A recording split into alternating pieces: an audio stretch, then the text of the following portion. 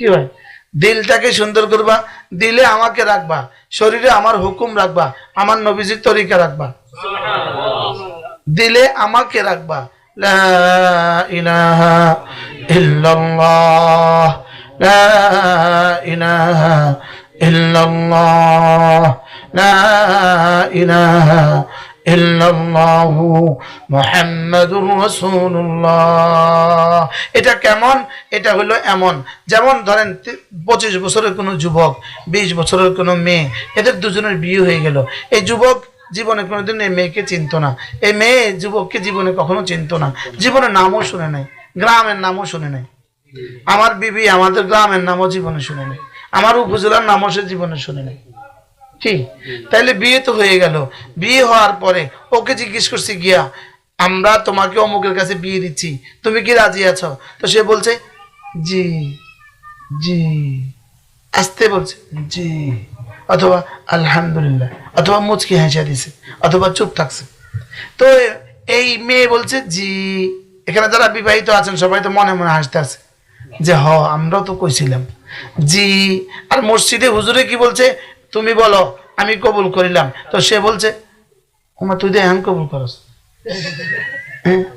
সে বলছে আমি কবুল করিলাম। তাহলে এই লোকটা বলছে আমি কবুল করিলাম, মেয়েটা বলছে জি আমিও কবুল করিলাম, মেয়েটা বলছে আমি রাজি আছি, ছেলে বলছে আমি কবুল করিলাম। এবার বলুন তো দেখি, আমি রাজি আছি, এই রাজি আছির ভিতরে তার জীবনের কি কি আছে? এখন পুরুষের জীবনের সমস্ত চাহিদা পুরা করা, সমস্ত হালাল চাহিদা পুরা করা, সমস্ত খেদমাতের আঞ্জাম দেওয়া এই মহিলার উপরে জিম্মাদারি কিনা? আর ঠিক তেমনি ভাবে আমি কবুল করিলামের মধ্যে এই মেয়ের জীবনের সমস্ত চাহিদা পুরা করা এই পুরুষের জিম্মাদারি কিনা? তাহলে এখন যেমন জির মধ্যে যেমন হাজারো ডিউটি আছে, কবুল করলিমের মধ্যে যেমন হাজারো ডিউটি আছে, ঠিক তেমনি ভাবে লা ইলাহা ইল্লাল্লাহর মধ্যে, মুহাম্মাদুর রাসূলুল্লাহর মধ্যে হাজারো ডিউটি আছে। কি ভাই? তাহলে আমি কবুল করিলাম, এটা হলো লা ইলাহা ইল্লাল্লাহ, আমি কবুল করলাম, এটা হলো মুহাম্মাদুর রাসূলুল্লাহ। এবার 5 ওয়াক্ত নামাজ পড়া, এটা হলো ডিউটি, এটা হলো কি বলেন? ডিউটি। এবার রমজান মাসে রোজা রাখা, এবার ডিউটি। এখন আমি কবুল করিলাম বললো, পরে বললো যে মশারি খাড়া দাও, পারবো না। দ্বিতীয় দিন বললো চা খাওয়া, বলে পারবো না। তৃতীয় দিন বলছে ঘরটা ঝাড়ু দাও, বলতেছে পারবো না। এবার বলুন তো দেখি, যদি এভাবেই হয় তাহলে এই বিয়ে কয়দিন টিকবো? এবার বিবি বলতেছে আমার শাড়ি ছিঁড়ে গেছে, শাড়ি আনবা, পুরুষে বলে আমি পারবো না। জুতা ছিঁড়ে গেছে, আমার জন্য জুতা আনবা, বলে আমি পারবো না। বলেন এবার যদি এভাবে চলতে থাকে এই সংসার কেমন হবে? তো এই সংসার যদি না টিকে, এখন লা ইলাহা ইল্লাল্লাহ পড়ছি, নামাজ পড়লাম না, তো এই সংসার টিকবে কেমনে? আমি বুঝাইতে পারলাম না তো, মনে হয় সহজ না কঠিন বলেন? তাহলে জি কবুল করলামের মধ্যে কি কি আছে? স্বামীর জীবনের সমস্ত চাহিদা। এবার পুরুষ কবুল করলামের মধ্যে কি কি আছে? মহিলার জীবনের সব চাহিদা। তাহলে লা ইলাহা ইল্লাল্লাহ, লা ইলাহা ইল্লাল্লাহ মুহাম্মাদুর রাসূলুল্লাহ। জি আল্লাহ আপনাকে মাবুদ হিসাবে মেনে নিলাম, মুহাম্মদ সাল্লাল্লাহু আলাইহি ওয়াসাল্লামকে রাসূল হিসাবে মেনে নিলাম। এর অর্থ আল্লাহ আজ থেকে আপনি যা যা বলবেন সব করব, আপনি যা যা ছাড়তে বলবেন সব ছেড়ে দিব। আল্লাহ ইয়া রাসূলুল্লাহ আপনি যা যা করে দেখিয়েছেন সে মতে সব করব, যা যা ছাড়তে বলেছেন সব ছেড়ে দিব। জি কবুল করিলাম। বলেন মা মেয়েরা বলেন জি কবুল করিলাম। লা ইলাহা ইল্লাল্লাহ, লা ইলাহা ইল্লাল্লাহ মুহাম্মাদুর রাসূলুল্লাহ। আল্লাহ তাআলা আপনাকে আমি আমানতু বিল্লাহি ওয়া মালাইকাতিহি ওয়া কুতুবিহি ওয়া রুসুলিহি ওয়াল ইয়াউমিল আখির ওয়াল কদরি খাইরিহি ওয়া শাররিহি মিনাল্লাহি তাআলা والبعث بعد الموت آمنت بالله كما هو بأسمائه وصفاته وقبلت جميع أحكامه وأركانه। আমি সব কবুল করিলাম। আল্লাহ লা ইলাহা ইল্লাল্লাহ পড়ে নামাজকে কবুল করিলাম, রোজাকে কবুল করিলাম, হজ কবুল করিলাম, যাকাত কবুল করিলাম, পর্দা কবুল করিলাম। আপনার রাসূল যেভাবে করতে বলেছেন সেভাবে কবুল করিলাম, আপনাকে মাহবুব হিসাবে মানিয়ে নিলাম, আপনার রাসূলকে রাসূল হিসাবে মানিয়ে নিলাম। এই দুইটা যদি আমি করতে পারি তাহলে ঈমান বানাও আমল বানাও, ঈমান বানাও আমল বানাও। এবার আল্লাহ বলেন তুই যদি আমারে কবুল করস যা আমিও তোমারে কবুল করলাম, আমি তোমার দুনিয়া বানায় দিলাম, আমি তোমার আখিরাত বানায় দিলাম। তুমি কিন্তু আমারে দুনিয়াও দিলা না আখিরাতও দিলা না, তুমি শুধুই নিজের জন্য আমার হুকুমগুলো মতো চললা, আর আমি তোমার দুনিয়াও দিলাম আখিরাতও দিলাম। কি ভাই? তাহলে আজকে সিদ্ধান্ত বলেন ঈমান আমল। আপনারা বলেন না, মা বোনরা বলেন ঈমান, মা বোনরা আস্তে আস্তে ঈমান আমল, মা বোনরা মনে মনে আমার সাথে বলেন 3 বার ঈমান আমল, ঈমান আমল, ঈমান আমল। এই মনে মনে বলতে থাকেন ঈমান আমল, ঈমান আমল, ঈমান আমল, ঈমান আমল। বেশি গরম করে বলছে সরা ইনি বুঝছে। ওটা দেন ঠান্ডা করেন। কি বলছি? ঈমান এটাতে পুরো ওই গ্লাসে ঢালেন, ঢালেন।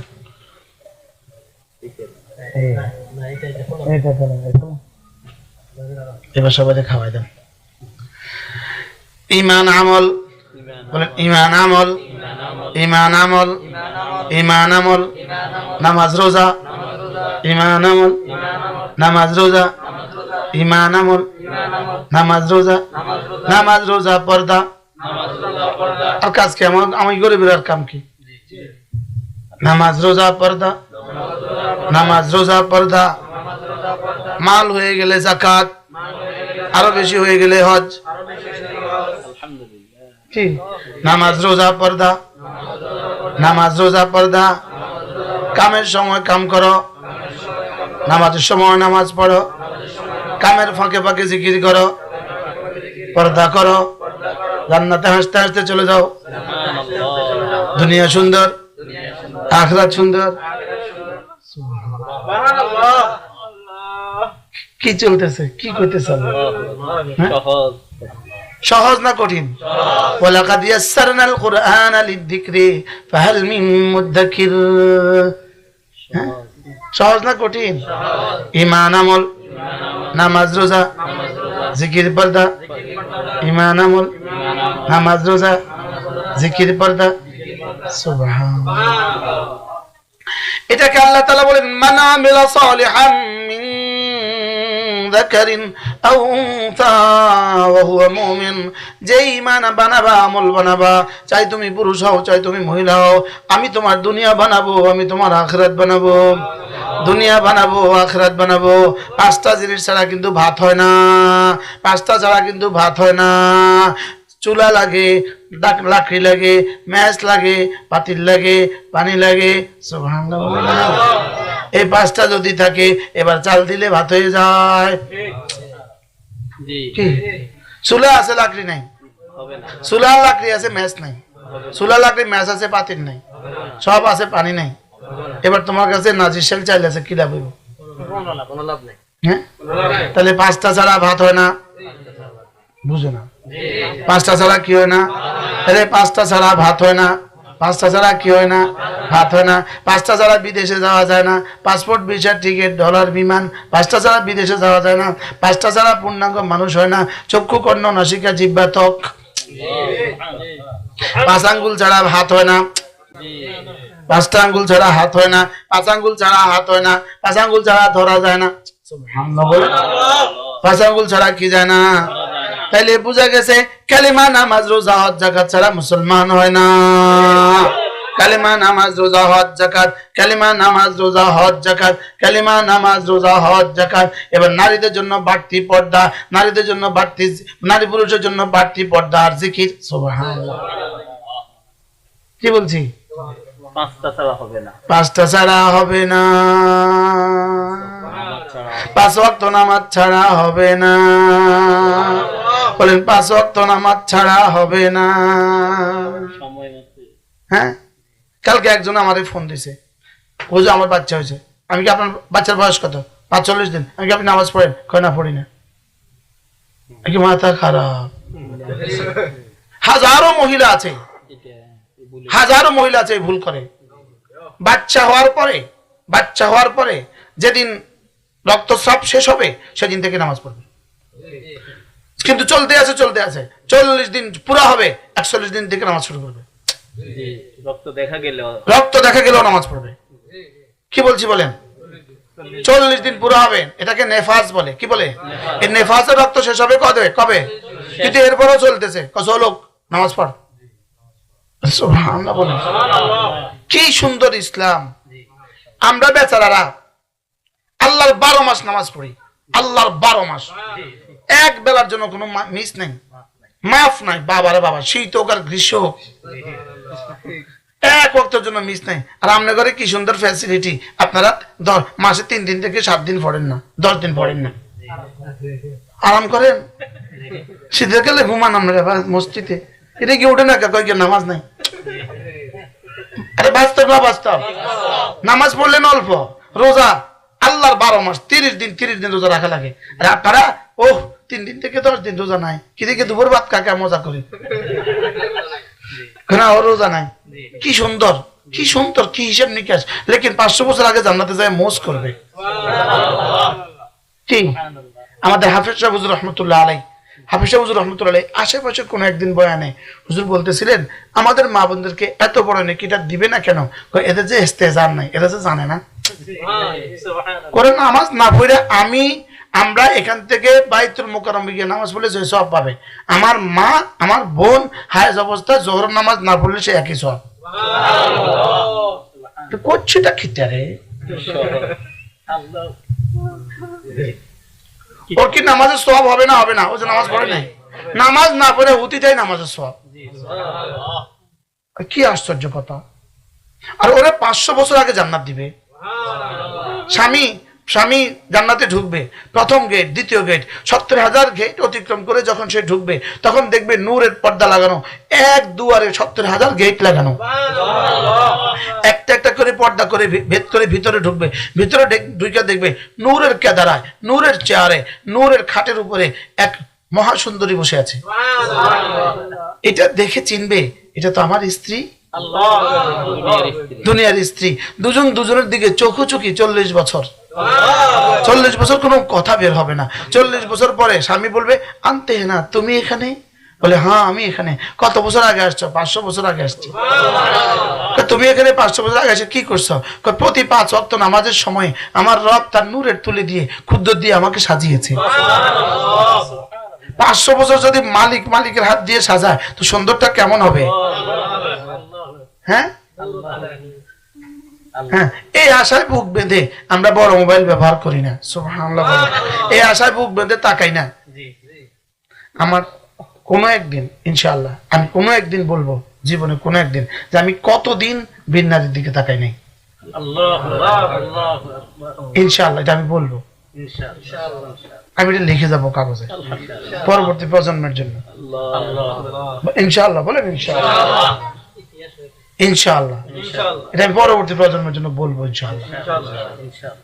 হযরত মাওলানা তারেক জামিল দামাত বারাকাতুহুম তিনি বলেন, একবার এই আহারে হযরত বলেন যে, হযরত একবার মদিনা শরীফে বয়ান করছিল, বলেন যে 15 বছর এই দুই চোখ ভিন নারীতে পড়েনি।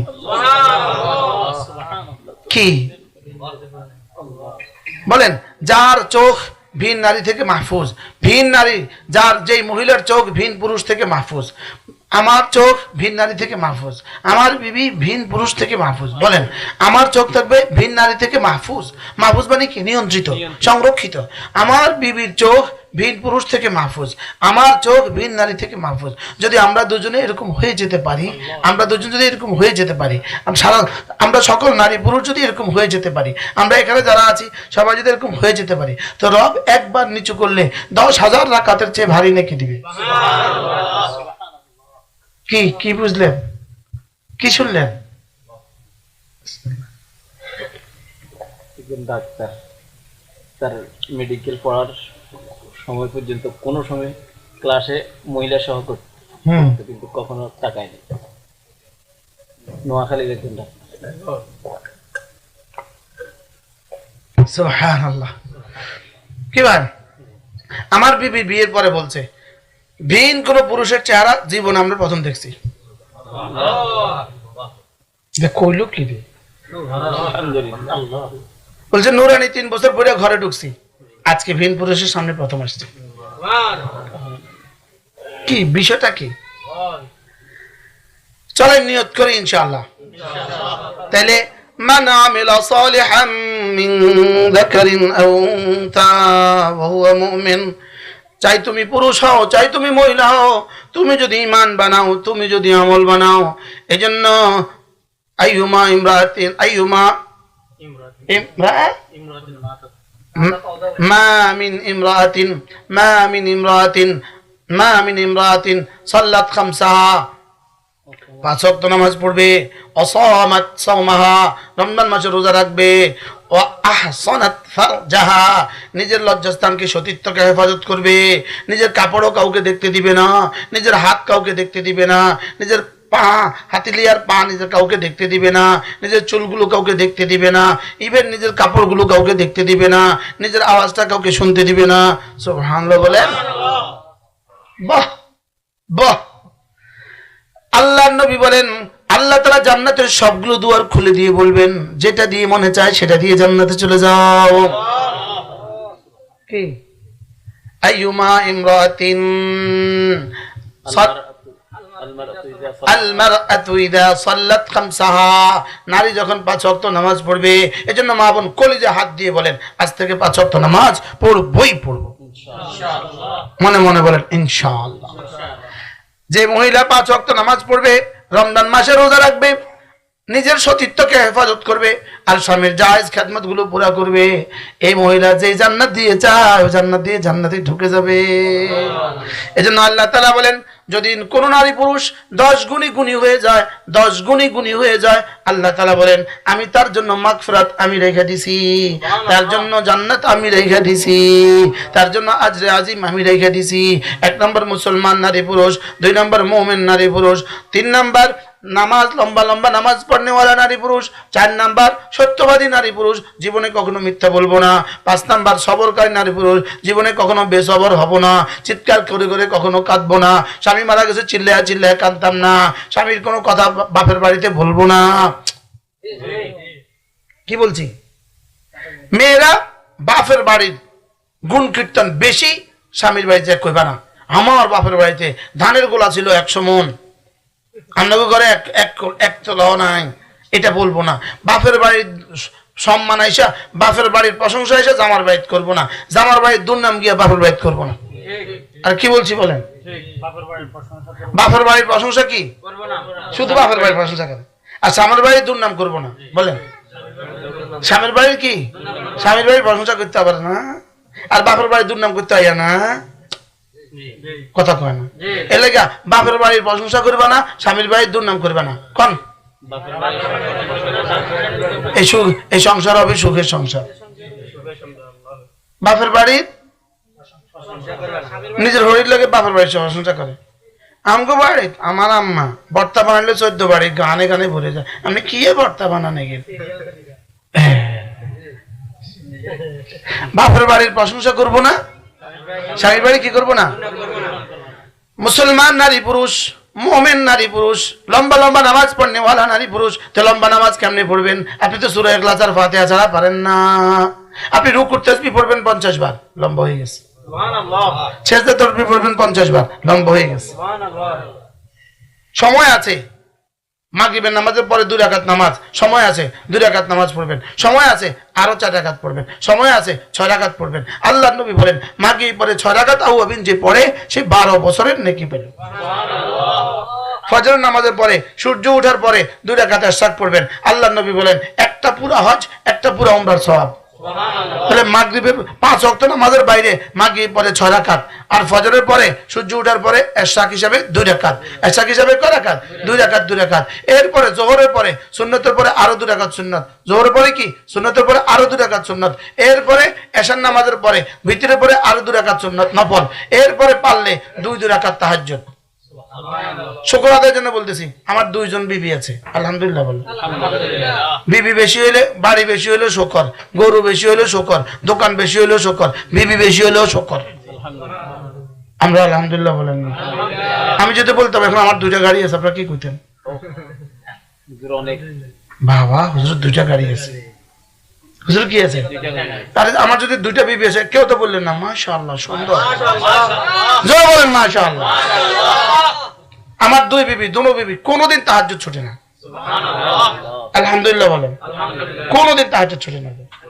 আমি তো বক্তা মানুষ, বক্তাকে কি নজওয়ান লাগেনি, ও আজও আমি করতাম তাহাজ্জুদ, আমি করতাম, হ্যাঁ কি, লেকিন বিবিদের কি না তাহাজ্জুদ। এজন্য তাহাজ্জুদ পড়বেন। কি পড়বেন বলেন? তাহাজ্জুদ পড়বেন। বলেন আলহামদুলিল্লাহ, আবার বলেন আলহামদুলিল্লাহ। একজন স্বামী 4টা বিয়ে করতে পারবে, এটা আল্লাহ পারবে, আল্লাহ বলেছেন। এটা যদি নারী যদি এটা না মানে, তার ইমানে সমস্যা আছে। এর অর্থ আপনি তাকে বিয়ে করে ফেলাবেন। কিন্তু আপনাকেও বুঝতে হবে 4টা বিয়ে জায়েজ, এবং নারীকেও বুঝতে হবে পুরুষ 4টা বিয়ে করা জায়েজ।